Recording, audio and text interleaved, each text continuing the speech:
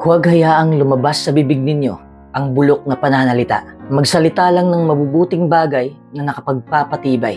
Isa sa pinakamagandang regalo ng Diyos sa atin ay ang kakayahang magsalita.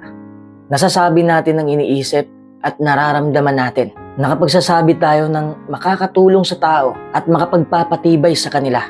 Pero pwede ring makasakit sa iba ang mga sinasabi natin. Makapangyarihan ang salita. Kaya dapat tayong maging maingat sa sinasabi natin at sa paraan ng pagsasabi nito. Ang mahinahong dila ay punong kahoy ng buhay, pero ang mapandayang dila ay nagdudulot ng pighati. Ang kamatayan at buhay ay nasa kapangyarihan ng dila. Ang mga salitang hindi pinag-isipan ay gaya ng mga saksak ng espada. Ang masasakit na salita ay nakakasugat ng damdamin at nakakasira ng relasyon. Baka may naalaala kang nakapagsalita sa'yo ng hindi maganda at talagang nasaktan ka. Kayang pagalingin ng mabait na pananalita ang nasaktang damdamin at nasirang pagkakaibigan dahil sa di pagkakaunawaan. Kung tatandaan nating may epekto sa iba ang sinasabi natin, magiging maingat tayo sa pagsasalita. Kailangan din nating mag-ingat sa pagsasalita dahil lahat tayo ay hindi perpekto. Alam kong hindi madaling kontrolin ang lumalabas sa bibig natin, pero pagsikapan nating mapahusay ang paraan ng pakikipag-usap natin. Kailangan din nating mag-ingat sa pagsasalita dahil mananagot tayo sa Diyos sa sinasabi natin at sa paraan ng pagsasabi nito. Kung iniisip ng isang tao na mananamba siya ng Diyos pero hindi niya kinukontrol ang dila niya, dinarayan niya ang sarili niyang puso at walang saysay ang pagsamba niya. Kaya kung hindi tayo maingat sa pagsasalita, pwede nating masira at maiwala pa nga ang kaugnayan natin sa Diyos. Maliwanag, may magagandang dahilan tayo para mag-ingat sa sinasabi natin at sa paraan ng pagsasabi nito. Kaya kailangan nating malaman kung anong klase ng pananalita ang dapat nating iwasan. Iwasan natin ang mga salitang nakakasira ng loob.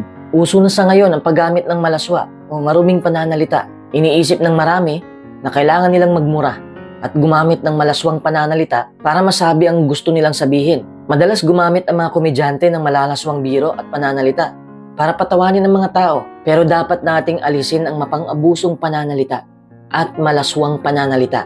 Ang malaswang pananalita ay hindi kalugod-lugod sa Diyos. Marumi ito. Kung nakasanayan ng isang tao na magsalita ng mga bagay na marumi at malaswa at ayaw niya itong ihinto, baka ipinapakita nito na dapat siyang alisin sa iyong buhay. Lumayo ka sa taong ito kung ayaw mong mahawa ka sa kanya. Kailangan din nating iwasan ang chismis. Natural sa atin na maging interesado sa iba at magkwento tungkol sa mga kaibigan at kapamilya. Pero ang pagkikwento tungkol sa iba ay madaling mauwi sa chismis. Kung ikukwento natin ng isang chismis, baka makapagsalita tayo ng hindi totoo o makapagsabi ng kumpidensyal na mga bagay. Kung hindi tayo maingat, pwede itong mauwi sa maling akusasyon o paninirang puri.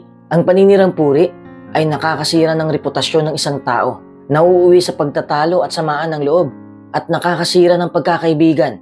Gusto ng Diyos na gamitin natin ang ating kakayahang magsalita para tulungan at patibayin ang iba. Hindi para gawing kaaway ang mga kaibigan natin. Kinapupuutan ng Diyos ang mga naghahasik ng pagtatalo sa gitna ng magkakapatid. Sa ngayon, karaniwan na lang sa mga tao ang magsabi ng hindi totoo tungkol sa iba. Kaya dapat tayong mag-ingat sa mga sinasabi natin at laging mag-isip muna bago magsalita.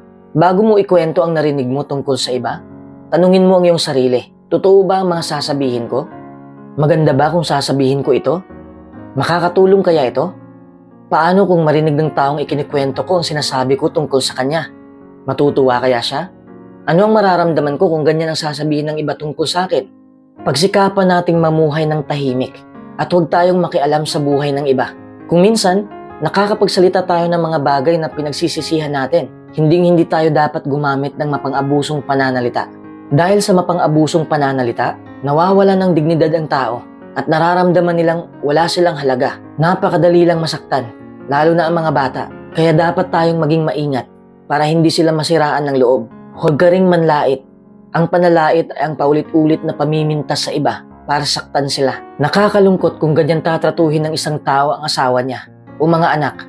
Gaya ng natutuhan natin, kung nagsasalita tayo ng malaswa, masakit o hindi totoo, masisira ang kaugnayan natin sa Diyos at sa mga tao. Gumamit tayo ng mga salitang nakapagpapatibay. Ang mga salitang nakapagpapatibay ay malinis, mabait at totoo. Gusto ng Diyos na nakapagpapatibay at nakakatulong ang mga sinasabi natin. Hindi ito laging madaling gawin. Mas madaling magsabi ng masasakit at hindi pinag-isipang mga bagay kaysa magsalita ng positibo. Para makapagbigay ng komendasyon na talagang magpapatibay, kailangang may personal na interes ka sa iba. Napapatibay tayo kapag may nagbigay sa atin ng komendasyon dahil sa mga pagsisikap natin o may nagpapasalamat sa atin dahil sa ginawa natin. Kung lagi mong titingnan ang mabubuting katangian ng iba, mas madaling magbigay ng taos-pusong komendasyon. Malaki ang magagawa ng komendasyon mo sa mga tao. Napakahalaga ring sabihin mo sa asawa mo na mahal mo siya at pinapahalagahan mo siya kasi kailangan ding maramdaman ng iba na pinapahalagahan sila. Totoo yan, lalo na sa mga bata. Humanap ka ng mga pagkakataon para bigyan mo sila ng komendasyon dahil sa kanilang mabubuting katangian at pagsisikap. Dahil sa komendasyon, magkakaroon sila ng lakas ng loob at kumpiyansa at lalo silang magsisikap na gawin ang tama. Gusto ng Diyos na patuloy nating pasiglahin ng isa't isa at patibayin ang mga pinanghihinaan ng loob. Kapag sinisikap nating gawin yan, nakikita at pinapahalagahan niya ito. Baka may mapansin kang tao na pinanghihinaan ng loob o nadidepress. Ano ang pwede mong sabihin sa kanya? Hindi mo man maayos ang problema niya, pwede mo namang ipadama na nagmamalasakit ka. Pwede kang maglaan ng panahon para makasama siya. Pwede kang magbasa ng isang nakapagpapatibay na teksto sa Biblia at manalangin kasama siya. Tiyakin sa kanya na mahal siya ng pamilya niya at mga kaibigan niya at iparamdam mo sa kanya na totoo at mula sa puso ang sinasabi mo. Mapapatibay din natin ang iba kapag nagbibigay tayo ng mabubuting payo. Dahil hindi tayo perpekto, kailangan din natin ng payo paminsan-minsan. Makinig tayo sa payo at tumanggap ng disiplina para maging marunong tayo pagdating ng araw. Dahil mahal natin ang mga tao, tiyakin natin na hindi sila masasaktan sa pagpapayo natin. Baka naalaala mo nang payuhan ka ng isang tao at madali mong natanggap yon. Bakit naging epektibo yon? Baka naramdaman mo na talagang nagmamalasakit siya. O baka nagpayo siya ng may kabaitan at pagmamahal. Dapat na may makakasulatang basihan ang payo natin. Hindi natin pwedeng ipilit sa ibang opinyon natin o gamitin ang teksto para suportahan ang sariling ideya. Kapag inaalaala mo kung paano ka binigyan ng payo noon, matutulungan ka nito kapag nagpapayo ka sa iba. Ang kakayahang magsalita ay regalo ng Diyos. Dapat tayong pakilusin ng pag-ibig sa Kanya na gamitin ito ng tama. Tandaan mo, ang salita ay pwedeng makasira ng loob o makapagpatibay. Kaya sikapin natin gamitin ang kakayahang magsalita para patibayin ng iba.